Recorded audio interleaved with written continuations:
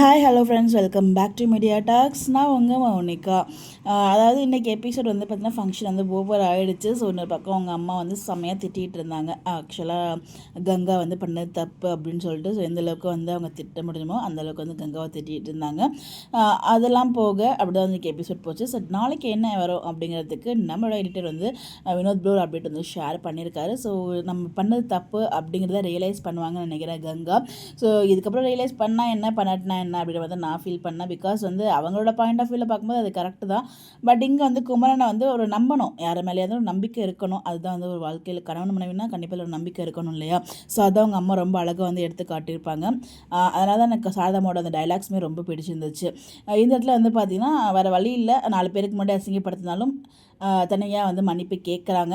இந்த இடத்துல வந்து கங்கா இதுக்கப்புறமாச்சும் குமரனை வந்து இது மாதிரி ரொம்ப தரைக்குறவாக பேசாமல், எதுக்குமே லாய்க்கு இல்லை அப்படிங்கிற மாதிரி பேசாமல் அந்த மாதிரி ட்ராக் கொண்டு போனால் நல்லாயிருக்கும். பட் இதுக்கப்புறம் குமரனை மாற்றுவாங்களா அப்படின்னு ஒரு பயம் எனக்குள்ளே இருந்துகிட்ருக்கு. பிகாஸ் அவர் பிக் பாஸ் போயிட்டார்.